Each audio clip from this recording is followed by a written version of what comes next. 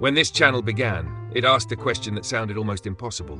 Could artificial intelligence, guided by legal reasoning, historical evidence, and disciplined skepticism, help us re-examine the Jack the Ripper case? Not solve it by magic. Not replace historians. Not summon certainty from the fog, but test the claims. Weigh the suspects, clear the wrongly accused, and separate evidence from theatre. That experiment became the Ripper trials. And before we say anything else, we must begin with gratitude to every viewer who watched, to every subscriber who joined us, to every commenter who challenged us, corrected us, encouraged us, or argued with the evidence in good faith. Thank you. This channel has now passed 1,000 subscribers and is moving toward 100,000 views. For a project built around old documents, forensic doubt, Victorian courtrooms, Bayesian reasoning, and the stubborn refusal to worship Ripper mythology, that is no small thing. It means there are still people who care about evidence, people who care about the victims, people who understand that the past is not a carnival booth where we throw darts at the dead. It is a record, a human record. And if we are going to reopen it, even symbolically, then we owe it discipline. The project is now entering a pause, not because the work failed, but because the original ambition was enormous. The dream was to run autonomous, goal-seeking GPTs with distinct legal and investigative personalities, each pushing the case forward, testing hypotheses, debating one another, and hunting through the record like tireless clerks in an infinite archive. That dream remains powerful, but for now it is too expensive to run at the scale required. So this is not a funeral, it is a coda, a closing statement for this chapter, and in that closing statement we owe you the findings. Tonight we begin with the finding that may be the most uncomfortable. The Ripper trials concludes that Sir Robert Anderson bears more responsibility for Jack the Ripper going free than any other identifiable person or factor. Not because he held the knife, but because he helped shape the lens through which the investigation saw, and in a murder case, the lens can matter almost as much as the lamp. Sir Robert Anderson was not merely a police official.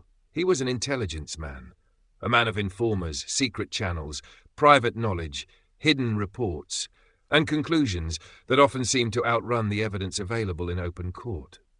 That matters, because Anderson appears in two great late Victorian storms, first the Parnell Commission, then Whitechapel. In both we find the same pattern: a suspect community, a political or ethnic anxiety, a reliance on secret information, a confidence that the hidden truth was stronger than public proof, and a willingness to let prejudice do the work that evidence had not done. In the Parnell affair, the accusation was explosive. Charles Stuart Parnell and Irish nationalist leaders were accused, directly or indirectly, of association with crime, intimidation, and murder. The most devastating charge involved letters suggesting Parnell had condoned the Phoenix Park murders. But the case cracked open. The Pigott letters were exposed as forgeries. From the perspective of Sir Charles Russell, Parnell's counsel, the whole moral centre of the accusation collapsed. Once those forged documents were removed, Russell argued that the supposed murder conspiracy no longer had evidence fit for a criminal jury. He also attacked the surrounding machinery, destroyed correspondence, failure to properly vet Pigott, paid or unreliable informers, and the dramatic late arrival of Henry Le Caron as a kind of intelligence witness pulled from behind the curtain. Anderson's role was not that he personally forged the Pigott letters. That is not the charge. The charge is subtler and in some ways more damning. The record shows Anderson operating in the intelligence bloodstream of the case. Le Caron acknowledged that Anderson had entrusted him with documents, and that those documents were used to prepare his evidence. Later, Anderson defended this by saying his conduct arose from his Secret Service role, not from his formal office as Assistant Commissioner. In 1910, both Asquith and Churchill treated Anderson's conduct as irregular, and Churchill said that had the facts been known at the time, dismissal would have been a serious possibility. That is not a small administrative blemish. That is the stat eng, a public proceeding. And here is the key point. When the forged evidence collapsed, Anderson did not seem to rethink the larger story. He compartmentalized the failure. Pigott could fall, the letters could fall, the public case could be wounded, but Anderson still trusted the hidden case. He trusted Le Caron. He trusted the intelligence method. He trusted the anti-Parnellite framework. In other words, the collapse of evidence did not produce humility. It produced rerouting. The train did not stop. It simply changed tracks. Then came Whitechapel. Here, Anderson's own later words are stark. In his 1910 memoir, he described the murderer as a Polish Jew, wrote that low-class Polish Jews would not surrender one of their own to Gentile justice, and clarified that by Polish Jew he meant race, not religion. Those are not neutral investigative descriptors. They are ethnic generalizations. They convert a community into an evidentiary category. And that is where prejudice becomes operationally dangerous. To be careful, the surviving record does not prove that anti-Semitism alone drove every live decision in 1888. The evidence is too fragmentary for that. But it does prove something deeply important. By 1910, Anderson publicly framed the case through an ethnic and communal assumption. He did not merely say, "I suspected one man." He suggested that the man's people protected him. That is not evidence. That is a dragnet cast over a community. And in Whitechapel, that mattered terribly, because the East End was already charged with anti-immigrant and anti-Jewish suspicion. Police and public suspicion had already fixed heavily on Jewish residents in the early phase of the investigation, and anti-Jewish disorder was a real fear. Anderson's later language did not rise above that atmosphere. It breathed it in and gave it official shape. N problem. He believed he knew. In the Parnell case, he believed the hidden intelligence case survived the collapse of forged public evidence. In Whitechapel, he believed the police had identified the murderer and that the failure to prosecute was caused by legal limits, witness refusal, and communal silence. But that is precisely the danger. A good investigator must let evidence discipline certainty. Anderson often appears to have done the reverse. He let certainty discipline the evidence. The Ripper trials therefore makes this finding. Sir Robert Anderson's failure was not merely that he suspected Aaron Kosminski. Kosminski remains a viable named suspect in our Bayesian analysis. The failure was that Anderson's reasoning appears contaminated by the same habits that damaged his role in the Parnell affair. Secret evidence over tested evidence, informers over adversarial proof, political prejudice over neutrality, and suspect communities over individual guilt. That is the fatal lens. And once Scotland Yard looked through that lens, the investigation narrowed. Not necessarily because the police had no leads, but because they had too much confidence in the wrong kind of lead. If the murderer was not Kosminski, then Anderson's certainty helped preserve the wrong answer. If the murderer was an unknown local man, then Anderson's certainty helped obscure him. If the murderer was part of a local gang or a small violent network, then Anderson's ethnic framework may have pulled attention away from precisely the kind of ordinary Whitechapel danger that was hiding in plain sight. That is why this matters. The question is not whether Anderson was uniquely prejudiced by the standards of his age. The question is whether his prejudices were allowed to become investigative architecture. And our conclusion is yes, they were. The lesson of the Ripper trials is not that modern eyes are morally superior to Victorian eyes. The lesson is that bad methods have consequences. A forged letter can ruin a public man. A paid informer can poison a case. A racial assumption can disguise itself as insight. And once a powerful official mistakes prejudice for knowledge, the truth may not merely be missed. It may be escorted out of the room. So we begin this epilogue with gratitude, and then with accountability. Thank you to our viewers for walking with us through the fog. And as for Sir Robert Anderson, the Ripper trials finds that he did not simply fail to catch Jack the Ripper. He helped build the wrong kind of investigation, one too comfortable with secret certainty, too willing to moralize whole communities, too ready to treat courtroom proof as a lesser thing than private conviction. And in Whitechapel, where the margin between clue and illusion was already razor thin, that may have been enough. Enough to let the killer vanish, enough to leave the victims without justice, enough to turn a murder case into a mythology. The surviving record does not prove that anti-Semitism alone drove every live decision in 1888, but it does prove that Anderson later explained the case through ethnic generalization, and it strongly suggests that the same habit of mind shaped how he judged suspect communities. After Anderson, the next question becomes unavoidable. If the official investigation was distorted by prejudice, hidden assumptions, and premature certainty, then how should a modern review proceed? The answer from the Ripper trials was simple. Do not begin with a favourite suspect. Begin with the field. The project ultimately evaluated more than 200 possible suspects, theories, explanations, and suspect types.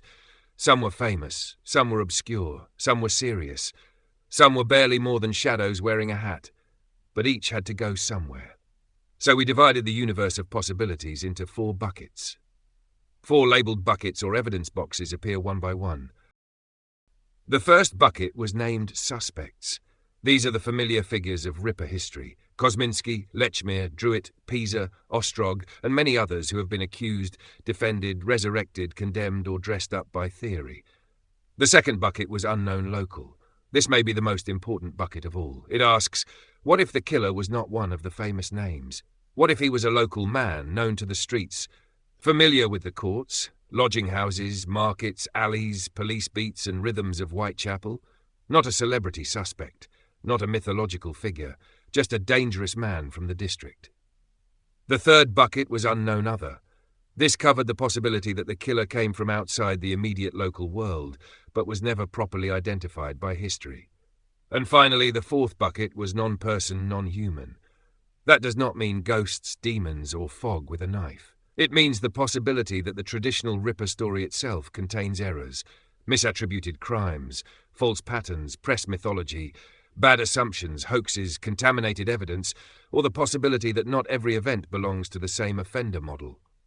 In other words, before asking who was Jack the Ripper, we ask something colder. What kind of answer is even possible? The first stage was not a theory, it was a screen. Given a suspect and a criteria list, what initial score would general AI models assign? That was the first test, not a verdict, not a conviction, not even a formal accusation, just an opening estimate. A way to ask, does this suspect deserve further analysis? Does the claim have enough structure to survive first contact with the evidence, or is it only a story with a good narrator? Several suspect cards pass through a sorting mechanism. Some move forward, some fade into the archive. This mattered because the Ripper sphere has a habit. A suspect is chosen. Then the story is built around him. Every coincidence becomes a clue. Every silence becomes concealment. Every absence becomes proof that the conspiracy was successful. And if the storyteller is talented enough, the suspect begins to feel guilty before the evidence has even entered the room. That is not investigation. That is theatre with a police lantern. The Ripper trials wanted something different. We were not trying to invent a suspect theory. We were trying to create a scientific framework upon which theories could be tested. The theory should enter the courtroom. It should not own the courthouse. Bayesian analysis can become mathematically dense very quickly, and our viewers made one thing clear: the fog is welcome. A chalkboard lecture is not. So here is the simplest analogy. Imagine every suspect begins with a starting weight. That is the initial score. Then we add or remove weight based on evidence, means, motive, opportunity, geographic fit, behavioural fit, known history, access to the victims, ability to move through Whitechapel, consistency with the timeline, quality of evidence, and just as important, penalties for fraud, exaggeration, contradiction, or storytelling. At the end, the scale changes. That changed number is the posterior. In ordinary language, given this suspect, what is the first impression? Then, after testing means, motive, opportunity, and the rest of the evidence, what is the updated probability? That is the Bayesian move. It does not make the answer perfect. It makes the reasoning visible, and visible reasoning can be challenged. A story can charm you, a method can be tested. This approach protects the case from 2 dangers. The first danger is the famous suspect. Once a name becomes famous enough, it begins to generate its own gravity. Evidence bends around it. Doubt becomes inconvenient. Contradictions are explained away. The second danger is the brilliant storyteller. The Ripper case attracts storytellers because it offers everything a storyteller wants: fog, blood, mystery, class tension, police failure, missing files, strange characters, and the promise that one hidden key unlocks the whole machine. But entertainment value is not evidentiary value. A theory can be gripping and still be wrong. A suspect can be cinematic and still be irrelevant. A narrative can feel inevitable and still be built on smoke. The purpose of the Bayesian framework was not to kill imagination. It was to put imagination under oath. If a suspect theory is strong, it should survive scoring. If it depends on coincidence, exaggeration, or fraud, the method should expose that weakness. And if an unknown local suspect performs nearly as well as a famous named suspect, then we must admit something the Ripper sphere often resists. The best story may not belong to the most likely killer. Once the broad field was sorted, several candidates rose high enough to deserve more serious analysis. Among the named suspects, Aaron Kosminski became the strongest. But he did not run away with the case. The unknown local bucket remained close behind. And within that world of unnamed local possibilities, two lines of inquiry became especially important. Local gang involvement, including the High Rip Gang and Edward Buckley. That finding matters because it changes the shape of the case. It says the answer may not be hiding in one dramatic portrait. It may be hiding in a neighborhood pattern. In proximity, in opportunity, in overlooked violence, in men whose names did not become legends because nobody built a profitable mythology around them. That is why the 4 buckets matter. They prevent the investigation from becoming a beauty contest for famous suspects.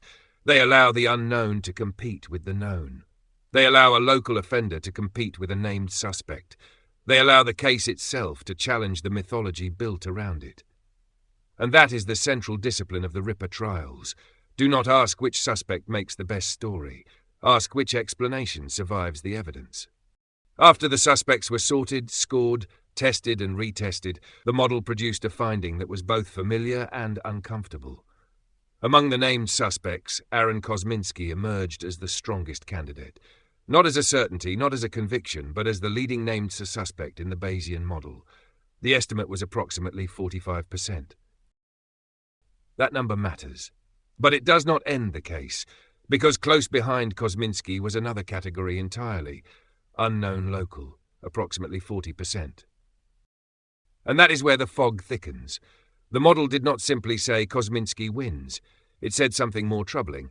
The strongest named suspect is only slightly ahead of the possibility that the killer was a local man who never became famous, someone rooted in the neighborhood, someone who knew the streets, someone who moved through Whitechapel without becoming a legend, someone whose name may have been present in police files, local rumor, lodging house gossip, court records, or street violence, but never hardened into the mythology of the case. This is where Bayesian analysis becomes useful, because the Ripper case is crowded with suspects who arrive wrapped in drama. Some enter with police attention, some enter with family suspicion, some enter through newspaper panic, and some enter through modern storytelling. Charles Lechmere is a perfect example. At first glance, Lechmere scores highly. He was found near Polly Nichols. He gave another name, Cross, which was also his stepfather's name and a name he used at work. He had a route through the area, and modern Lechmere theory presents these facts with enormous force. So in an initial AI scoring model, Lechmere performs well. He has narrative gravity. He looks important. But the second stage asks a harder question. What survives analysis? Once the theory is tested, the probability begins to fall. Not because Lechmere is impossible, but because several of the claims used to make him look extraordinary become less powerful under scrutiny. The false name becomes less sinister when Cross is recognized as a legitimate name in his life. His presence near the body becomes important, but not automatically incriminating. The theory often depends on reading ordinary witness behavior as criminal concealment, and the more pressure the model applies, the more the dramatic structure begins to lose weight. That is the difference between a suspect story and a suspect analysis. A story asks, can we make this man look guilty? An analysis asks, how much of that guilt remains after alternative explanations are allowed into the room? For Lechmere, the answer was less than the hype suggested. Kosminski is different. His strength in the model does not come from one modern claim. It comes from a convergence of factors: police interest, later identification tradition, a plausible Whitechapel area suspect profile, and his fit within the broader late Victorian investigative record. But even Kosminski's score was not protected from penalty. The Ripper trials treated the Edwards DNA claim not as confirmation but as a problem. In our evaluation, the Edwards DNA material did not strengthen the Kosminski case. It weakened it. Why? Because when evidence is presented as scientific certainty but rests on a damaged chain of custody, unclear provenance, possible contamination, disputed interpretation, and public-facing certainty that outruns the underlying proof, it becomes worse than weak evidence. It becomes contaminating evidence. It does not merely fail to prove the case, it can distort the case. So in the Bayesian model, the Edwards DNA claim was treated as a liability. Not because Kosminski must be innocent, but because bad evidence should not be allowed to inflate a suspect's probability. If anything, it should reduce confidence. That is one of the key findings of this project. A suspect can remain strong even when a famous argument for that suspect is rejected. Kosminski still leads the named suspects, but not because of the Edwards DNA claim, in spite of it. But the most important finding may not be Kosminski. It may be unknown local. Because when the model widened its view beyond famous names, local violent possibilities came very close to Kosminski's probability. That included the possibility of a local gang. And two names or lines of inquiry stood out: members of the High Rip Gang and Edward Buckley. This does not mean the model declares a gang guilty. It means the local gang hypothesis had enough force to demand serious attention. And that matters because the Ripper mythology often imagines one lone phantom moving through Whitechapel. But Whitechapel was not an empty stage. It was a living district. There were lodging houses, drinking places, street economies, territorial habits, violence, intimidation, and men who knew exactly how to move through the neighborhood. An unknown local man or a small local group does not need the glamour of a famous suspect. It needs opportunity. It needs proximity. It needs familiarity. And it needs a world in which women like Polly Nichols were vulnerable long before the name Jack the Ripper existed. Our analysis focused heavily on Polly Nichols, and here the case gives us a detail that should not be ignored. Polly Nichols was last seen at the same intersection where Emma Smith was attacked by 3 men. That does not prove the same offender. It does not prove the same gang, but it does place Polly's final movements near a known pattern of local street violence. Emma Smith's attack is often treated as the prologue to the Whitechapel murders, but then pushed aside because it does not fit the canonical Ripper pattern. Yet, for a Bayesian model, that is exactly the kind of detail that matters. Not because it gives us a neat story, but because it gives us context. A woman attacked by multiple men, a dangerous local zone, a later victim last seen at the same intersection. The possibility that the first answer was not a lone surgical phantom, but local predatory violence already present in the streets. That is not proof, but it is weight, and in Bayesian analysis, weight matters. There is another important rule in the model. Once an unknown local is named, he leaves the unknown local bucket. He enters the named suspects pool. That means unknown local is not a vague escape hatch. It is a disciplined category. It says, the killer may belong to the local world, even if the surviving historical record has not yet given us his name with confidence. If new evidence identifies him, he is no longer unknown. He must then compete against Kosminski, Lechmere, Druitt, Pizer, Ostrog, and every other named suspect. That is how the model avoids becoming a fog machine. Unknown local is not anything could have happened. Unknown local is, this type of offender remains highly plausible and the record may not have preserved him clearly enough. So here is the finding in the fog. Among named suspects, Aaron Kosminski remains the strongest, but unknown local remains dangerously close. Charles Lechmere begins with a high initial score because the modern theory surrounding him is powerful. But when the theory is tested, key claims weaken. The Edwards DNA claim does not rescue Kosminski. It damages the evidentiary environment around him. And the Polly Nichols analysis points us back toward local violence, especially because Polly was last seen at the same intersection where Emma Smith had been attacked by 3 men. The model therefore does not give us a simple answer. It gives us a disciplined answer. Kosminski is the strongest named suspect.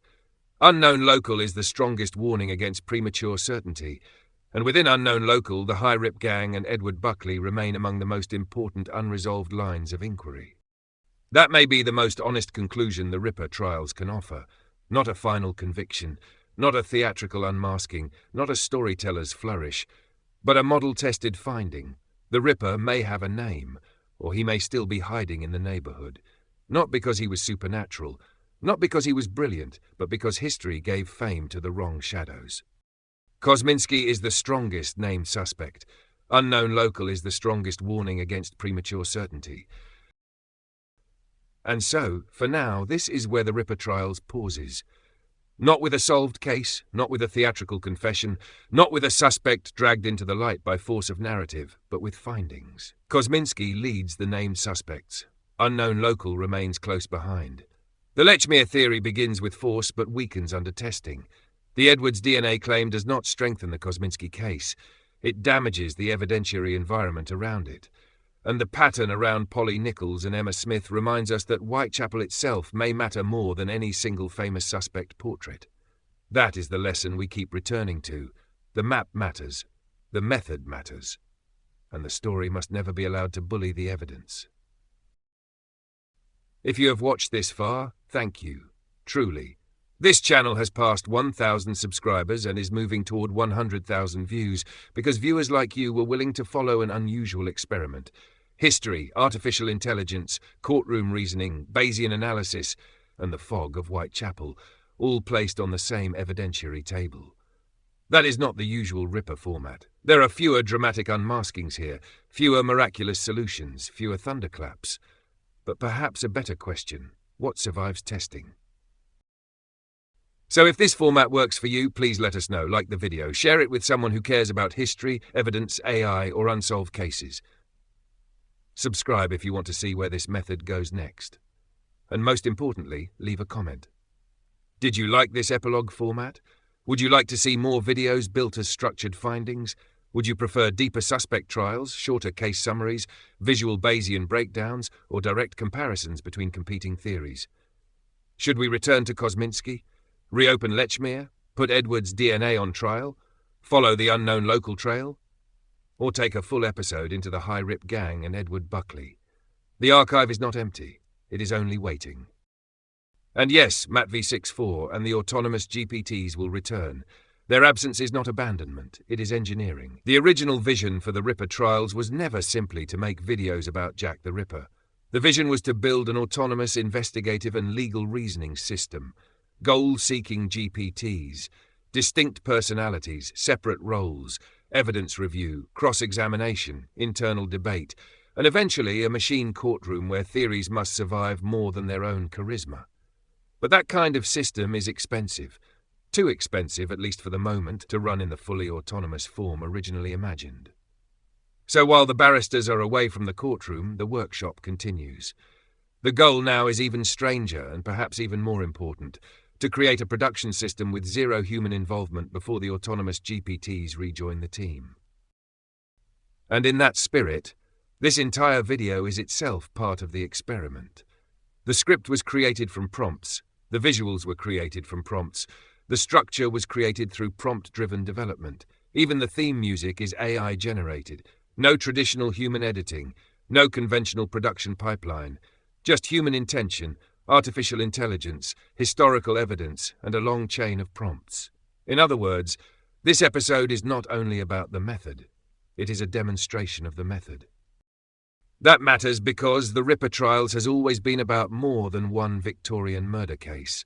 It is about whether AI can help us reason more carefully, whether old claims can be tested without being swallowed by myth, whether historical inquiry can be made more transparent, whether a model can tell us not only what it thinks, but why, and whether a strange little courtroom in the fog can become something larger.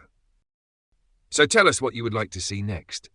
A full Bayesian suspect ranking, a shorter, more visual breakdown of the 4 buckets, a trial of the Edwards DNA claim, a focused episode on Polly Nichols and Emma Smith, a reconstruction of the unknown local hypothesis, or perhaps a return to the courtroom format, where each suspect faces argument, evidence, rebuttal, and verdict. Your comments will help decide what comes next. Because the point of the Ripper Trials was never to hand down doctrine from the bench. It was to test, to argue, to revise, to admit uncertainty where uncertainty remains, and to keep the evidence from being buried beneath a better story. For now, thank you for watching. Thank you for subscribing. Thank you for lending your attention to the victims, the evidence, the suspects, the failures, and the fog. If this work matters to you, please like, share, subscribe, and leave a comment below. The trial pauses, the archive remains, and somewhere in the machinery, Matfee 6-4 is waiting for the next summons. The Ripper trials will return. Evidence first, story second, fog always under cross-examination. Until then, remember, the fog may hide the answer, but it should never be allowed to write the verdict.